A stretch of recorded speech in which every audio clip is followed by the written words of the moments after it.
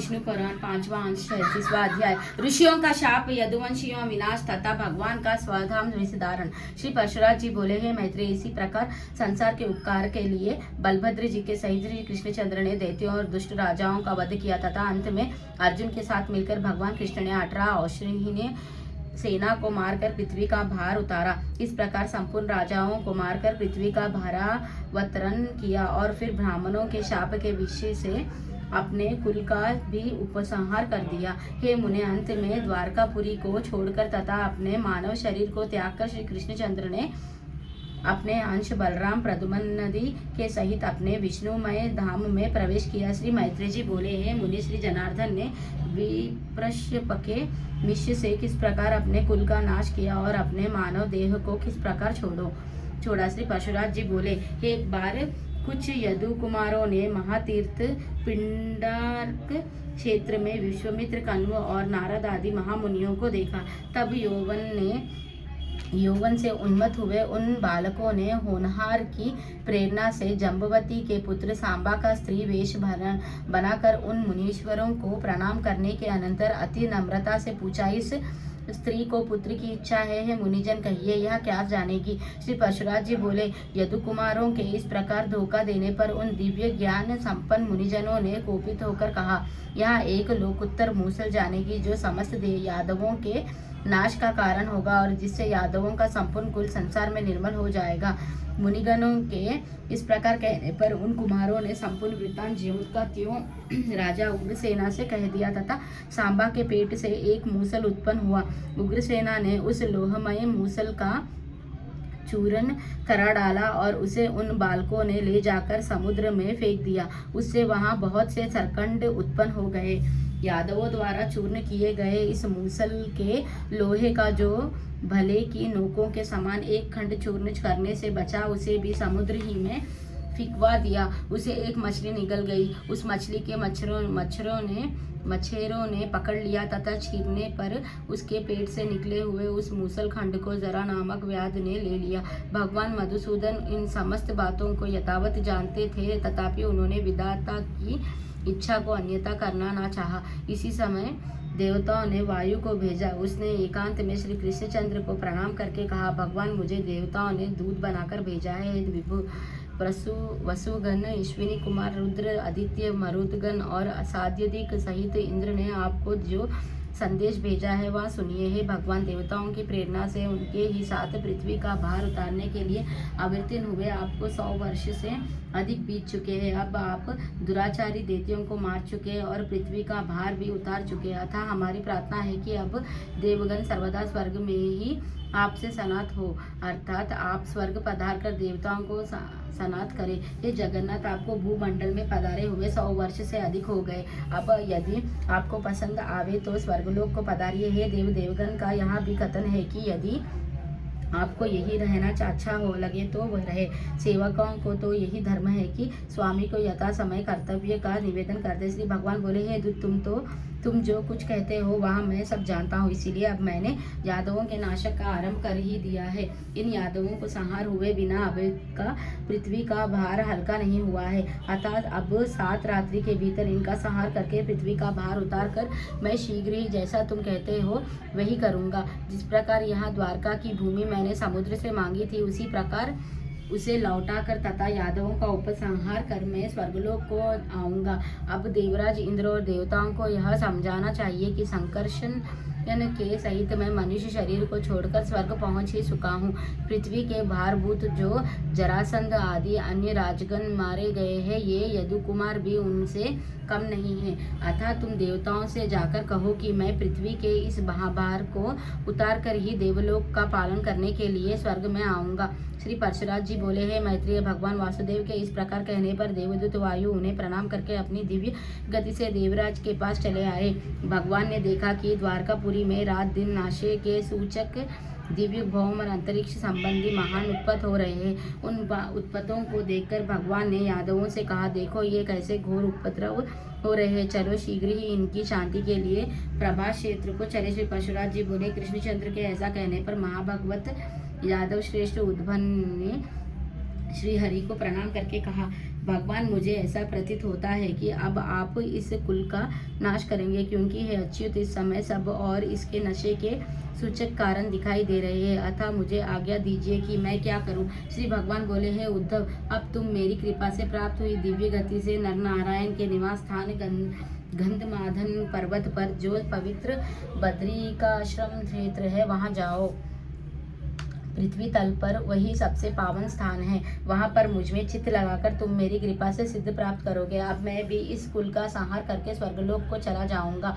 मेरे छोड़े देने पर संपूर्ण द्वारका को समुद्र जल में डुबो देगा।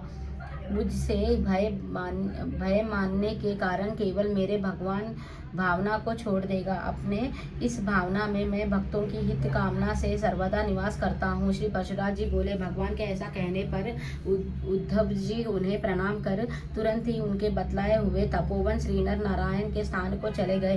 हे द्विज, तदंतर कृष्ण और बलराम आदि के सहित संपूर्ण यादव शीघ्रगामी रथों पर चढ़कर प्रभास क्षेत्र में आए। वहां पहुंचकर कुकर, अंधक और वृष्णि आदि वंश के समस्त यादवों ने कृष्णचंद्र की प्रेरणा से महापान और भोजन किया।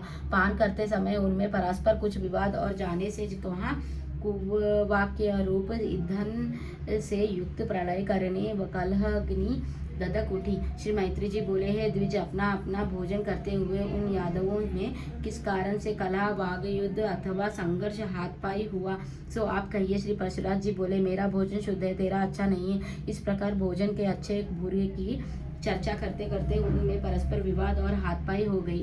तब वे देवी प्रेरणा से विवश होकर आपस में क्रोध से रक्तनेत्र हुए एक दूसरे पर शास्त्र प्रहार करने लगे, और जब शस्त्र समाप्त हो गए तो पास ही में उगे हुए सरकंड ले लिए। उनके हाथ में लगे हुए वे सरकंड वज्र के समान प्रतीत होते थे।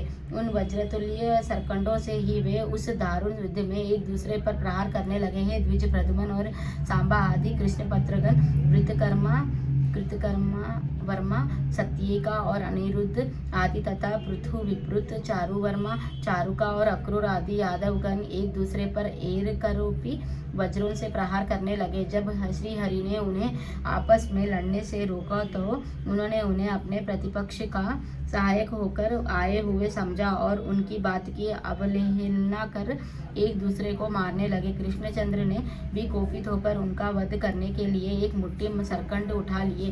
वे मुट्ठी भर सरकंड लोहे के मूसल समान हो गए। उन मूसल रूप सरकंडों से कृष्णचंद्र संपूर्ण आततायी यादवों को मारने लगे तथा अन्य समस्त यादव भी वहां आकर एक दूसरे को मारने लगे। हे द्विज, तदंतर भगवान कृष्णचंद्र का जेत्र नामक रथ घोड़ों से आकृष्ट हो दारुका के देखते देखते समुद्र के मध्य पथ से चला गया। इसके पश्चात भगवान के शंख, चक्र, गदा, षडंग, धनुष, तर्कश और खड्ग आदि आयुध श्रीहरि की प्रदक्षिणा कर सूर्य मार्ग से चले गए। हे मामुने, एक क्षण में ही महात्मा कृष्णचंद्र और उनके सारथी दारुका को छोड़कर और कोई यदुवंशी जीवित न बचा। उन दोनों ने वहां घूमते हुए देखा कि श्री बलराम जी एक वृक्ष के तले बैठे हैं और उनके मुख से एक बहुत बड़ा सर्प निकल रहा है। वह विशाल फनदारी सर्प उनके मुख से निकलकर सिद्ध और नागों से पूजित हुआ समुद्र की ओर गया। उसी समय समुद्र आज्ञा लेकर उसके सम्मुख उपस्थित हुआ और वहां नाग श्रेष्ठों से पूजित हो समुद्र में घुस गया। इस प्रकार श्री बलराम जी का प्रयाग देखकर कृष्णचंद्र ने दारुका से कहा, तुम यहाँ सब वृत्तांत उग्रसेन और वासुदेव जी से जाकर कहो, बलभद्र जी का निर्णयन, यादवों का क्षय और मैं भी योगस्थ होकर शरीर छोड़ूंगा। यहाँ सब समाचार उन्हें जाकर सुनाओ। संपूर्ण द्वारकावासी और अहो को उग्रसेना से कहना कि अब इस संपूर्ण नगरी को समुद्र डुबो देगा, इसलिए अब आप सब केवल अर्जुन के आगमन की प्रतीक्षा और करे तथा अर्जुन के यहाँ से लौटते ही फिर कोई भी व्यक्ति द्वारका में ना रहे। जहाँ वे कुरुनंदन जाए वही सब लोग चले जाए। कुंती पुत्र अर्जुन से तुम मेरी ओर से कहना कि अपने सामर्थ्य अनुसार तुम मेरे परिवार के लोगों की रक्षा करना और तुम द्वारकावासी सभी लोगों को लेकर अर्जुन के साथ चले जाना। हमारे पीछे वज्र यदुवंश का राजा होगा।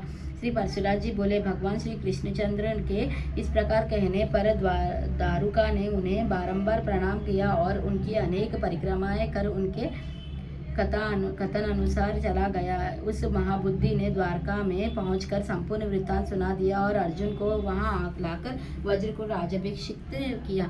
इधर भगवान कृष्णचंद्र ने समस्त भूतों में व्यक्त वासुदेव रूप परब्रह्म को अपने आत्मा में आरोपित कर उनका ध्यान किया तथा हे महाभाग, हे पुरुषोत्तम, लीला से ही अपने चित्त को निष्प्रपंच परमात्मा में लीन कर तुरोई पद में स्थित हुए।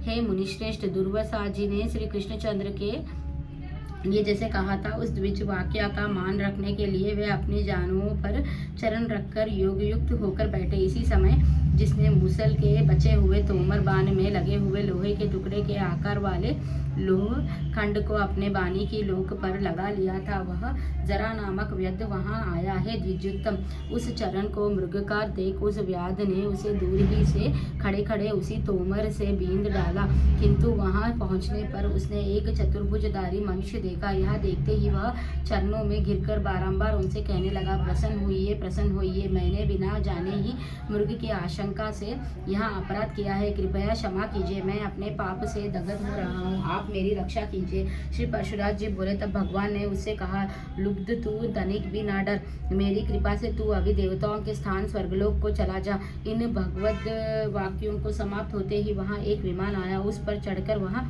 व्याध भगवान की कृपा से उसी समय स्वर्ग को चला गया। उसके चले जाने पर भगवान कृष्णचंद्र ने अपने आत्मा को अभ्याय चिंतनीय वासुदेव रूप अमल अजन्मा अमर अप्रेम्य अखिलात्मा और ब्रह्म स्वरूप विष्णु भगवान में लीन कर त्रिगुणात्मक गति को पार करके इस मनुष्य शरीर को छोड़ दिया। इस प्रकार श्री विष्णु पुराण के 5वें अंश में 27वां अध्याय समाप्त। श्री विष्णु भगवान की जय। 37वां अध्याय समाप्त। श्री विष्णु भगवान की जय। श्री लक्ष्मी नारायण की जय।